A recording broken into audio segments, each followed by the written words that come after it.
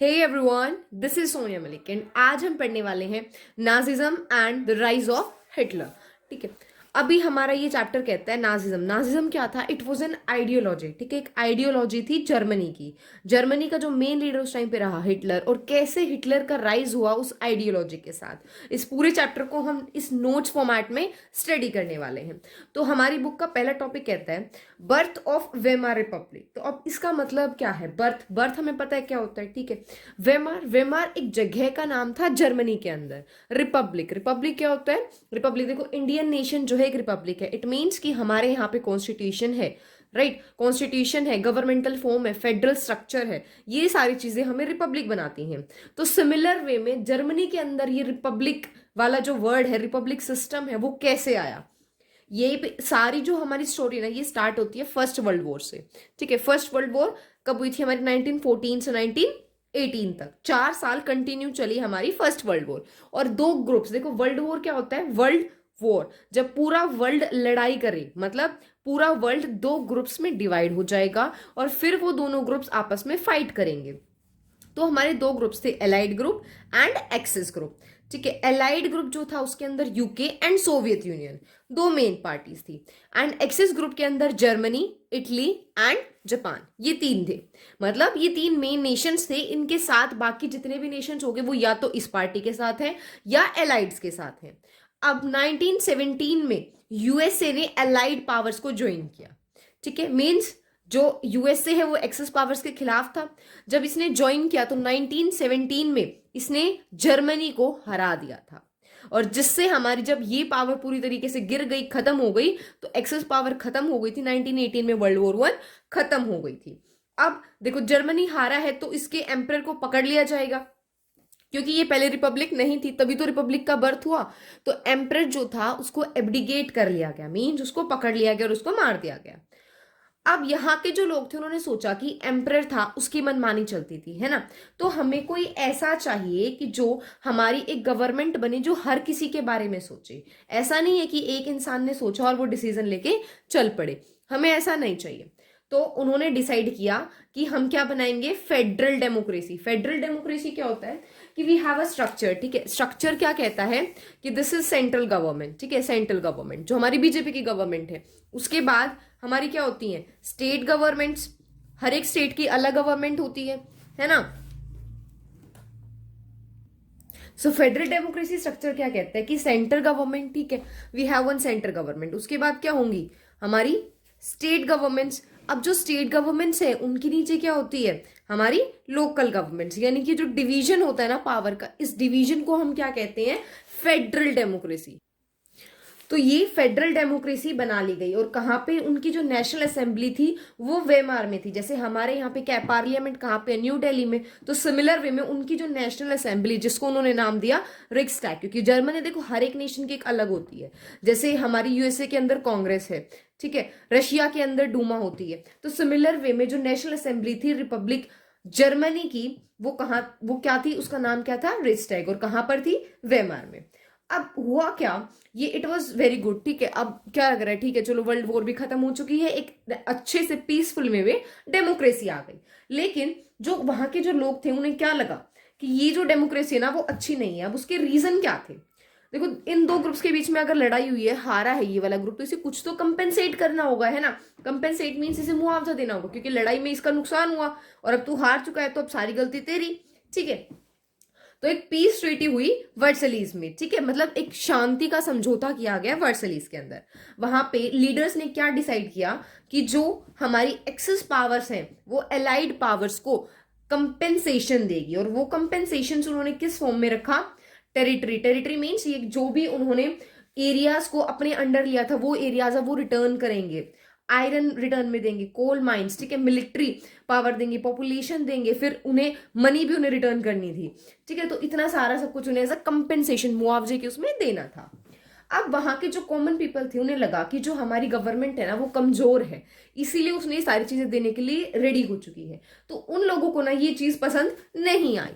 अब देखो, कुछ भी चीज होती है तो उसका इफेक्ट होता है। तो जो लड़ाई थी उस लड़ाई का इफेक्ट क्या था? इफेक्ट ऑफ वॉर हमारे दो टाइप से हुआ। एक तो फाइनेंशियली, ठीक है, वहां पे फाइनेंशियली क्या इम्पैक्ट हुआ, प्लस साइकोलॉजी की, उन लोगों के दिमाग में क्या चीजें चल रही थी। देखो, अब अगर मेरी गवर्नमेंट जब भी तक स्मूथली काम कर सकती है जब तक सारे जितने भी वहां की कॉमन सिटीजन है वो बिलीव करे कि हाँ हमारी गवर्नमेंट अच्छी है। अगर वो दंगे करे या फिर ऐसा कुछ भी करने बुतारे आ जाए तो गवर्नमेंट को अपने पोस्ट से रिजाइन करना पड़ेगा। तो साइकोलॉजिकली क्या था, देखो, जो जर्मनी एक नेशन था, जो नेशन क्रेडिटर्स का था। क्रेडिटर्स होते हैं जो दूसरों को उधार देते हैं, राइट। और अब वो कैसा नेशन बन गया था, डेटर्स का। डेटर्स होते हैं जो उधार लेते हैं और उधार पे उधार उधार पे उधार, एक लोन फॉर्मेट बन जाता है, ठीक है। अब यहाँ के जो लोग थे, क्योंकि ये 1970 नवंबर में जर्मनी हारा था, तो इसलिए वो उन्हें मानते थे कि यू आर नवंबर क्रिमिनल्स, क्योंकि उनके अकॉर्डिंग क्या था कि अभी तक तो जर्मनी जीत रहा था और जैसे ही यूएसए मींस डेमोक्रेसी की बात आई, हमारा जो नेशन है वो हार गया। और इनका एक प्रोपोगेंडा रह गया था। प्रोपोगेंडा होता है एजेंडा, मोटिव क्या है पार्टी का, तो इट वाज एग्रेसिव वॉर, कि हमें सिर्फ लड़ाई चाहिए ताकि हम अपनी जीत वापस हासिल कर सके। और इसी साइकोलॉजी से रिगार्ड में हमारे दो ग्रुप्स बन गए थे जर्मनी के अंदर। वन वो सेपरेटिस्ट लीग और दूसरा था सोशलिस्ट डेमोक्रेट्स और कैथोलिक्स का ग्रुप। जो सोशलिस्ट जो सेपरेटिस्ट लीग था और वही आगे चल के क्या बन गया, कम्युनिस्ट पार्टी ऑफ जर्मनी की उसमें फॉर्म नहीं। Next is political radicalism. Radicalism होता है एक ऐसी आइडियोलॉजी, मतलब एक ऐसा सोच लोगों ने बना ली है कि उन्हें एकदम से चेंज चाहिए अपने पॉलिटिकल सिस्टम में। फॉर एग्जाम्पल, अगर अभी तक राजा रूल कर रहे हैं तो अब उसके सब्जेक्ट्स यानी कि जो कॉमन पीपल थी वो रूल करेगी, ठीक है। एकदम से रिफॉर्म चाहिए उन्हें। तो अब ये सारा रिफॉर्म उन्हें क्यों चाहिए था, क्योंकि हमने डिस्कस किया है अभी अभी जस्ट कि क्योंकि जो फर्स्ट वर्ल्ड वॉर के अंदर जर्मनी हार गया था, तो उन्हें लगा जब तक एम्परर था वो बहुत अच्छा कर रहे थे, बट जैसे ये नई गवर्नमेंट आई, इसे तो टैक्स भी देना पड़ रहा है, हम बिल्कुल एक डेटर्स की कंट्री बनते जा रहे हैं, ठीक है। तो क्या हुई, रिवोल्यूशनरी अपराइजिंग। जब भी कहीं पे डिमांड चाहिए होती है तो वहां पे क्या होता है, रेवोल्यूशन होता है। अब उन लोगों की क्या डिमांड थी, देखो, जो भी हुआ है किसी ना किसी की एक मेन आइडल रहते कि हमें उनकी तरह बनना है, तभी तो वो रेवोल्यूशन कर रहे हैं, क्योंकि हम प्रेजेंट से सेटिस्फाइड नहीं, हमें उनकी तरह बनना है। तो उन्हें किसकी तरह बनना था, उन्हें चाहिए था सोवियत स्टाइल्ड गवर्नेंस, यानी कि सोवियत यूनियन यानी कि यूएसएसआर, जो उस टाइम पे रशिया जिसकी मेन वो थी, जैसा वहां पर राज चल रहा है हमें वैसा राज चाहिए। तो वहां पे क्या होता है कि मान लो अगर आपके पास 10 फील्ड है पूरी कंट्री के अंदर, तो 10 के 10 फील्ड गवर्नमेंट के होंगे और गवर्नमेंट लोगों को एम्प्लॉयमेंट देगी एज अ उनके फील्ड पे, ठीक है। मतलब एक इक्वालिटी होगी, हर किसी को सब कुछ मिलेगा, बट ऐसा नहीं होगी कोई किसी से आगे जा रहा है कोई पीछे रह रहा है, इक्वालिटी। तो उन्हें ऐसा कुछ चाहिए था। तो ये किसके द्वारा किया गया, सेपरेटिस्ट लीग ने किया। बोल्शेविक रेवोल्यूशन जो था रशिया के अंदर, उसके बेसिस पे। तो अभी इसको आगे ले जाने के लिए हुआ क्या, जो लोग इसके अपोज में थे, किनके, सेपरेटिस्ट लीग के जो अपोज में थे, सोशलिस्ट डेमोक्रेट्स एंड कैथोलिक्स, वो उन सभी ने डिसाइड किया कि हमें इनका अपोज करना होगा, तो हमें कोई एक प्लेस चाहिए डिस्कस करने के लिए।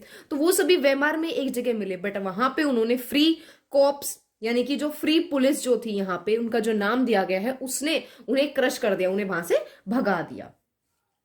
अब जो इकोनॉमिक क्राइसिस था, इकोनॉमिक की समथिंग पैसे से रिलेटेड क्राइसिस हुआ। क्राइसिस में कैसी था कि क्राइसिस के अंदर यहाँ पे बहुत बड़ी एक सिचुएशन, मतलब पैसा एकदम से खत्म हो जाना, वो वाली जो सिचुएशन थी उसके अंदर क्या था। देखो, जर्मनी के पास ना बहुत सारे लोन थे, 1923 के अंदर बहुत सारे लोन थे। अब जर्मनी ने उन लोन्स को देने से मना कर दिया, और वो लोन कहां से आए थे हमें पता है, जैसे ही हारी थी तो उन्हें रेपरेशन यानी कि कंपेंसेशन देना था। लेकिन अभी जो गोल्ड रिसोर्स था वो खत्म होता जा रहा था जर्मनी के पास, जर्मनी और गोल्ड उन्हें नहीं दे पा रही थी। तो फ्रांस ने क्या किया, रूर रीजन्स, रूर क्या थे, Ruhr coal fields of Germany, मतलब जर्मनी के कोल के जो फील्ड थे उनको ले लिया, ठीक है। अब उसके बाद क्या हुआ, जर्मनी ने सोचा भाई ऐसे तो बात नहीं बनेगी, हमें कुछ करना पड़ेगा। तो उन्होंने क्या किया, अपनी पेपर करेंसी को प्रिंट करना शुरू कर दिया, मतलब नोट पे नोट, नोट पे नोट छापते गए। अब इतना सब कुछ होने की वजह से उनके पैसे की वैल्यू गिर गई, मतलब गई थी लोगों को। तो अमेरिकन बीच में आए, ठीक है, यूएसए बीच में आया, और वो क्या लेकर आया, डोज प्लान। डोज प्लान क्या थे, डोज एक पर्सन का नाम था जिसने कुछ प्लान लेकर आया कि हम जर्मनी की हेल्प करेंगे। तो उसने इस सिचुएशन से जर्मनी को बेल दे दी। बेल का मतलब क्या होता है कि आपको बिल्कुल रिहा नहीं किया गया, सिर्फ कुछ टाइम पीरियड के लिए आपको इससे आजाद किया गया ताकि आप कुछ कर सकते हो, ठीक है। तो सिमिलर वे में अब इसके अंदर क्या किया, यूएसए ने जर्मनी को मनी दी, ठीक है, पैसे दिए, ठीक है, ताकि आप अपनी इकोनॉमी दोबारा बना सको, रीबिल्ड इट्स इकोनॉमी। अब जर्मनी क्या करती, उस पैसे को लोगों में दे देती, मींस वाया इनकम, ठीक है, हेल्थ केयर सर्विसेज, तो लोग कमाने लग गए, तो उनके पास वापस क्या आता था, टैक्स। अब वो टैक्स रिवेन्यू का यूज करते थे वो कंपेंसेशन यानी कि रेपरेशंस को पे करने के लिए, किसको, फ्रांस को। और फ्रांस उस पैसे को यूज करता था वापस यूएसए को लोन देने में, क्योंकि फ्रांस ने भी यूएसए से लोन ले रखा था। प्लस फ्रांस क्या करता था, जो यूएस की गुड्स है उनको इंपोर्ट करता था। ये सारी सिचुएशन थी हमारी 1924 से 1928 तक, ठीक है। 4 साल हमारा स्टेबिलिटी रही, बिल्कुल सही जो है वो बनता आ गया था, एक स्टेबिलिटी का फेज था। लेकिन 1929 के अंदर हुआ क्या, 1929 एक ईयर था ग्रेट इकोनॉमिक डिप्रेशन का। अब इसका मतलब क्या होता है, ग्रेट बहुत ज्यादा, इकोनॉमिक डिप्रेशन मतलब इकोनॉमिक डिप्रेशन में चली गई, मतलब इकोनॉमी बहुत कमजोर हो गई, जीडीपी बिल्कुल नहीं बढ़ रही थी। तो ऐसी क्या सिचुएशन थी, the main reason was crash of Wall Street exchange. इसका मतलब क्या होता है, देखो वॉल स्ट्रीट एक्सचेंज एक जगह का नाम था जो कि क्रैश हो गई थी। मतलब जैसे हमारे यहाँ पे स्टॉक मार्केट्स होते हैं, सेंसेक्स जो है गिरता है बढ़ता है, ठीक है, बट एक ऐसा टाइम आए, सोचो कि सभी लोग एक टाइम पे अपना मार्केट, अपना जो पैसा है वो स्टॉक मार्केट से निकाल लेंगे, तो क्या हो जाएगा, पूरा उनका सिस्टम क्रैश हो जाएगा, है ना। तो क्या होने लग गया, सेम चीज यूएसए में हुई। तो यूएसए की जो इनकम थी वो आधे से भी कम हो गई। तो अब ऐसे सिचुएशन में यूएस किसी और को कैसे सपोर्ट कर सकता था, तो इसीलिए यूएसए ने अपना सपोर्ट हटा लिया, यूएसए विड्रॉन इट सपोर्ट। अब नेक्स्ट देखो, इकोनॉमिक डिप्रेशन था तो यूएस ने अपना सपोर्ट हटा लिया। अब उसका इंपैक्ट, उसका प्रभाव क्या पड़ा जर्मनी पर। सबसे पहले क्या हुआ, 1932 के अंदर जो इंडस्ट्रियल प्रोडक्शन थी उस टाइम पे 40% तक कम हो गई थी। 6 मिलियन से ज्यादा लोग अनएम्प्लॉयड थे, और जो मिडिल क्लास थी वो अपनी सेविंग्स खोती जा रही थी, क्योंकि नौकरियां तो वो खो चुकी थी। तो अब उनके पास जो भी सेविंग्स है जिससे वो अपने आप को सस्टेन कर रहे थे, मेंटेनेंस वो अपनी चला रहे थे, खर्चा पानी कर रहे थे, वो चीजें खत्म हो रही थी। तो अब एक टर्म आई प्रोलिटरनाइजेशन। इसका मतलब क्या होता है कि जो हमारी मिडिल क्लास है ना, उसको एक डर रहेगा हर टाइम कि कहीं हम लोअर मिडिल क्लास यानी कि एक वर्किंग क्लास जो है, working class in the sense labour class, labour class की फॉर्म में ना आ जाए। तो ये डर उनके मन में हमेशा रहता था, और इस डर का नाम था प्रोलिटरनाइजेशन। लोग एंजाइटी में थे। प्लस यहाँ पे बहुत सारी ऐसे कार्टून्स दिखाए गए हैं आपकी बुक्स में भी, जहां पर लोगों को दिखाया गया कि वो कैसे गलियों में सो रहे हैं, ठीक है। उस चीज के लिए भी उन्हें पे करना पड़ता था, मतलब लटक के अगर वो सो रहे हैं तो उस चीज के लिए उन्हें पे करना पड़ता था, ठीक है। ऐसी बहुत सारी इमेजेस जो है वो आपकी बुक्स में गिवन है, as such you can see here, ठीक है। ये वाली इमेज में भी दिखा रखा है, तो किस तरीके से लोग, और इस चीज के लिए उन्हें पे करना पड़ रहा था ऐसे सोने के लिए। तो समझ में आ रहा है मतलब कितनी ज्यादा गरीबी उस टाइम पे फैल चुकी थी। इट वॉज इकोनॉमिक सिस्टम से, ठीक है, इकोनॉमी हमने देखी। अब हम बात करते हैं पॉलिटिकल सिस्टम की। अब उसमें क्या था, वेमार रिपब्लिक में पॉलिटिकल सिस्टम फेडरल डेमोक्रेसी था, तो कॉन्स्टिट्यूशन था। बट उनका जो कॉन्स्टिट्यूशन था उसमें बहुत सारी कमियां थी। क्यों, क्योंकि वो एक कॉन्स्टिट्यूशन वीक था। फ्रेजाइल क्या होता है, लचीला। वेमार रिपब्लिक थी तो सबसे इंपॉर्टेंट कॉन्स्टिट्यूशन, यानी कि कॉन्स्टिट्यूशन वीक था। तो कॉन्स्टिट्यूशन वीक होने का क्या था यहाँ पे, सबसे पहला PR system, that is proportional representation. Proportional representation system क्या होता है कि अगर 40 सीट हैं, ठीक है, सपोज करते हैं हम 40 सीट हैं, तो अगर उसमें से 40 सीट्स हैं, ठीक है, तो 20 सीट्स ए पार्टी को मिली, 10 सीट्स बी पार्टी को मिली और 10 सीट्स ही सी पार्टी को मिली।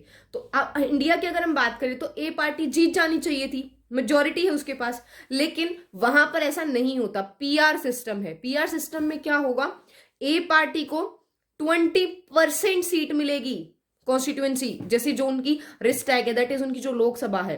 बी को 10% और सी को 10% सीट ही मिलेगी। ये सिस्टम होता है प्रोपोर्शनल रिप्रेजेंटेशन सिस्टम। अब इस सिस्टम के होने की वजह से क्या होगा कि कोई भी एक सिंगल पार्टी मेजोरिटी में नहीं आ पाएगी। तो गवर्नमेंट कैसी होगी, कोलिशन गवर्नमेंट होगी। और कोलिशन गवर्नमेंट वहां पे बहुत ही कमजोर थी, क्योंकि वो एक दूसरे को सपोर्ट नहीं करेंगे, क्योंकि उन्हें एक दूसरे की जरूरत नहीं है। भाई बी पार्टी जा रही है, तू जा, मेरे पास तो मेरी 10% रहेगी, और तेरे होने से भी कोई फर्क नहीं पड़ रहा, ना होने से भी कोई फर्क नहीं पड़ रहा। तो इससे क्या हुआ, 239 डेज के अंदर वहां पर 20 कैबिनेट्स बैठ गई, मतलब 20 गवर्नमेंट आई सिर्फ इतने से डेज के अंदर। दूसरी उसकी सबसे बड़ी कमजोरी थी आर्टिकल 48। आर्टिकल 48 क्या कहता है उधर, कि प्रेसिडेंट के पास पावर है, अगर कुछ भी पॉलिटिकल इंस्टेबिलिटी होती है, मतलब अगर पॉलिटिकल वे से उसे लग रहा है कि देश में कुछ अच्छे से नहीं है, तो क्या लगा सकता है, इमरजेंसी। अब इन सारी चीजों की वजह से क्या हुआ, लोगों का कॉन्फिडेंस नहीं रहा उनकी डेमोक्रेटिक पार्लियामेंट सिस्टम में, और अब वो इस बात पे बिल्कुल क्लियर हो चुके थे कि हमें इस पार्लियामेंट्री सिस्टम को हटाना है।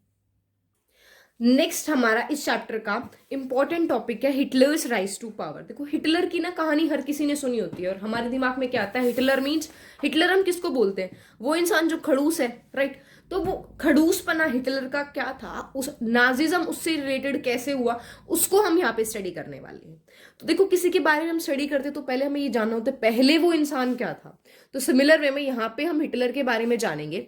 हिटलर 1889 में पैदा हुआ ऑस्ट्रिया के अंदर, और बहुत गरीबी में, बट उसकी एक इंपॉर्टेंट बात थी कि he was a powerful speaker. मतलब अगर उसने कुछ बोल दिया तो लोग उस बात को सच मानेंगे, वो इतनी अच्छे तरीके से बातों को कहता था, एक पावरफुल पब्लिक स्पीकर था, है ना। जो आजकल बहुत कम लोग होते हैं कि जो आर्ट ऑफ पब्लिक स्पीकिंग है ना, वो हिटलर के अंदर बहुत ज्यादा थी। अब फर्स्ट वर्ल्ड वॉर के अंदर हिटलर का जो रोल था, it was just a soldier, एक सिपाही था, बट उस एक सिपाही होने के बावजूद उसने बहुत सारे मेडल्स लिए थे, ठीक है। अब 1919 में उसने जर्मन वर्कर्स ग्रुप को ज्वाइन कर लिया। जर्मन वर्कर्स ग्रुप क्या था, जो हमने स्टडी किया, सेपरेटिस्ट लीग थी जो चाहती थी कि हमें रशियन सिस्टम के बेसिस पे रहना है, वो सिस्टम उसके अंदर हिटलर ने ज्वाइन कर लिया और उसको ओवरटेक किया, मींस उस पर अपना कब्जा कर लिया। जिस सिस्टम में उसने ज्वाइन किया, जिस पार्टी को उसने, जिस ग्रुप को उसने ज्वाइन किया, उस ग्रुप का लीडर बन गया, और उसका नाम क्या रख दिया, nationalist socialist German worker party, और लेटर उसी का क्या नाम रखा उसने, नाजी पार्टी। तो समझ रहे हो कैसा एक गरीबी से निकले हुए इंसान ने एक नाजी पार्टी को बना दिया था। उसके बाद क्या होता है, 1923 में उसने क्या डिसाइड किया, ट्राई टू सीज बेवेरिया। बेवेरिया क्या था, एक जगह का नाम था जर्मनी के अंदर, मतलब एक टेरिटरी को उसने अपने अंदर लाने की कोशिश की, बट वो उसमें फेल रहा, उसे सजा हो गई। किसके बेसिस पर, ट्रिजन। ट्रिजन क्या होता है, देशद्रोह, की आप अपने ही देश के अंदर रह के अपने ही देश को धोखा दे रहे हो, है ना। अब 1929 में हमने देखा, 1929 में क्या हुआ, इकोनॉमिक डिप्रेशन आया, इकोनॉमी बिल्कुल डाउन जा चुकी थी, और नाजी पार्टी का एजेंडा क्या था कि हम सभी को एम्प्लॉयमेंट देंगे। तो नाजी इसी बात को लेकर पॉपुलर हो गई, नाजी पार्टी, जिसके लीडर कौन थे, हिटलर। इट डायरेक्टली मीन्स कि हिटलर पॉपुलर हो रहे थे। क्यों, अब देखेंगे आगे। जैसे देखो 1928 के अंदर जब नाजी पार्टी ने इलेक्शन लड़े तो उसे सिर्फ 2.6% वोट मिली, बट वहीं जब 1932 में इलेक्शन हुए तो 37% वोट्स के साथ नाजी पार्टी विनर रही। तो समझ रहे हो कैसे एक गरीबी में पैदा हुआ इंसान आज लीडर बन चुका था। अब इसका कुछ मोटिव्स थे, हिटलर जो आया उसने कुछ मोटिव्स के साथ, कुछ विजन के साथ आया। उसने क्या कहा कि मुझे एक स्ट्रॉन्ग नेशन बनाना है, मजबूत नेशन में बनाऊंगा, और जो हमारी डिग्निटी थी, जो एक रिस्पेक्ट थी जर्मनी नेशन की, हाँ जैसे एक जर्मनी है भाई, ऐसी बात नहीं जिसको आप हल्के में ले सकते, एक स्ट्रॉन्ग नेशन है, जो रिस्पेक्ट थी मैं वापिस से लाऊंगा, लोगों को एम्प्लॉयमेंट दूंगा, और जो पीस ट्रीटी एट वर्सलीज हुई थी उसे, अब सब लोगों को क्या लगता था कि वो अनजस्टिस है, जस्टिस नहीं हुआ है उनके साथ, तो उसने कहा अनडू इनजस्टिस, जो हमारे साथ अन्याय हुआ था मैं उसको ठीक करूंगा। ये सभी किसकी थी, हिटलर की आइडियोलॉजीज थी, जिसको उसने काफी हद तक सच किया। देखो हम यहाँ पे पढ़ते तो हमें लगता है कि वाओ हिटलर कितना अच्छा इंसान था, है ना, मतलब अपने देश के लिए कितना अच्छा सोच रहा था और एक सही चल रहा था अभी तक। अब हुआ क्या, इस मोटिव को पूरा करने के लिए देखो इंडिया में जब इलेक्शंस होते हैं, लीडर पॉपुलर होते हैं तो कैसे होते हैं, रैलीज है, पब्लिक मीटिंग्स है, तो सेम वे में हिटलर था, बट उसकी जो रैली थी वो मैसिव होती थी, बहुत ज्यादा बड़ी रैलीज वो करता था, और हिटलर का वो सपोर्ट दिखाती थी। और उनका प्रोपोगेंडा जो यहाँ पे क्या था, प्रोपोगेंडा क्या होता है कि एजेंडा, मोटिव, है ना, पार्टी का मोटो क्या है। जैसे हमारी बीजेपी जो पार्टी अगर मैं बात करूं तो क्या है, हिंदुत्व एजेंडा एक मेन एजेंडा है, one of the main agenda है। तो सिमिलर वे में उनका जो मेन एजेंडा क्या था कि हिटलर को एक मसीहा दिखाना। मसीहा क्या होता है, सेवियर, जो लोगों को इस दुख दर्द वाले टाइम से बचाने आया है। Next topic is the destruction of democracy. अब जो डेमोक्रेसी सेटअप हुई थी, हमने स्टडी किया वेमार रिपब्लिक के अंदर, वेमार रिपब्लिक के अंदर एक डेमोक्रेसी सेटअप हुई थी, है ना, फेडरल डेमोक्रेसी जिसको हमने नाम दिया। अब हुआ क्या, 30 जनवरी 1933 को प्रेसिडेंट हिंडन ने क्या किया, उसे चांसलरशिप ऑफर की। चांसलरशिप क्या था कि जो हाईएस्ट पोजीशन होती है पॉलिटिकल सिस्टम के अंदर, वो हिटलर को ऑफर की गई, बट हिटलर ने उसे मना कर दिया क्योंकि हिटलर का तो कुछ और ही मोटिव था, राइट। तो हुआ क्या, एक मिस्टीरियस फायर मतलब जिसके पता नहीं चला कि किसकी वजह से वो आग लगी रिस्टैक के अंदर, जिसकी वजह से ऑन द स्पॉट क्या इंप्लीमेंट किए गए, फायर डिक्री। डिक्री क्या होता है, एक रूल, एक ऑफिशियल लॉ, ठीक है, 28 फरवरी 1933 को, जिसमें क्या कर दिया गया कि जितने भी सिविक राइट्स होते हैं, सिविक यानी कि जो सिविलियंस को राइट प्रोवाइड किए जाते हैं, like freedom of speech, freedom of expression, freedom to move, ठीक है, वो सारे के सारे वो सस्पेंड कर दिए गए। अब नाजीज जो थे पावर में थे, उन्होंने यहाँ पे डेमोक्रेटिक स्ट्रक्चर को डिसमेंटल, यानी कि डिसमेंटल क्या होता है, अगर आपने रोबोट बना लिया उसके पार्ट्स को वापस अलग अलग करना, तो सिमिलर वे में एक डेमोक्रेटिक स्ट्रक्चर जो बना लिया उसको अलग करना, उसको तोड़ना। और ये सब कैसे किया, नाजी ने जितने भी हमारे कम्युनिस्ट थे यानी कि जो इन चीज के खिलाफ थे, उन सभी को किस में डाल दिया, कंसंट्रेशन कैंप्स के अंदर। कंसंट्रेशन कैंप होते हैं एक ऐसी जगह जहां पे आपको सिर्फ इसलिए अरेस्ट करके रखा जाता है क्योंकि आप गवर्नमेंट के लिए खतरा बन सकते हो, यानी कि अभी खतरा हो नहीं बट बन सकते हो, इसलिए आपको अरेस्ट कर लिया जाता है। तो कम्युनिस्ट को कंसंट्रेशन कैंप्स में डाल दिया गया, कुछ को अरेस्ट कर लिया गया। अब 3 मार्च 1933 को क्या आई, एक important act I, that was enabling act.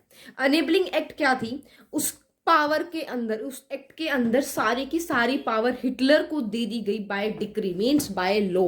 Decree होता है लॉ, एक ऑफिशियल लेटर पे जो चीज लिख कर आई है कि सारी की सारी पावर हिटलर को दी गई है, और वहीं से डिक्टेटरशिप हुई। क्यों, क्योंकि डेमोक्रेसी स्ट्रक्चर खत्म हो चुका था, अब 1 पर्सन को पावर दे दी गई कि वो कुछ भी कर सकता है, तो क्या हुई, डिक्टेटरशिप। बट अब जो पॉलिटिकल पार्टीज थी उनको बैन कर दिया गया। सबसे पहले हिटलर ने वहां की आर्मी पर, वहां की इकोनॉमी पर और जुडिशियल सिस्टम पर कंट्रोल कर लिया। प्लस अलग से कुछ पुलिस बनाई गई, that was special surveillance, surveillance होता है कि निगरानी करने के लिए सिक्योरिटी फोर्स बनाई गई।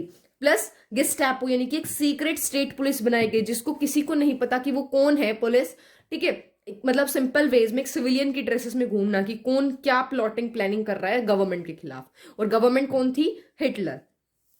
फिर कुछ हमारी आई ऐसी ही police, SS, that is protection squad, criminal police, security service. इन सारी चीजों की वजह से हिटलर जो है पावर में आने लग गया।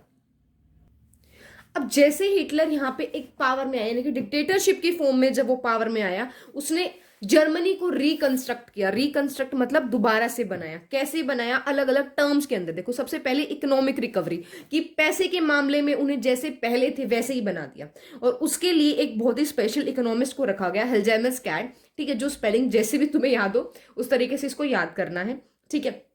उसको यहाँ पे रिकवरी के लिए रिस्पॉन्सिबल कर दिया गया, और सारी की सारी प्रोडक्शन और एम्प्लॉयमेंट फुल फ्लैश्ड वे में होने लगी। मतलब पूरे तरीके से प्रोडक्शन बढ़ा दी गई, एम्प्लॉयमेंट भी बढ़ा दी गई, और क्या होने लग गए, अब जो वर्क क्रिएशन प्रोग्राम, यानी कि स्टेट उन्हें, गवर्नमेंट जो है उन्हें एम्प्लॉयमेंट देने लग गई।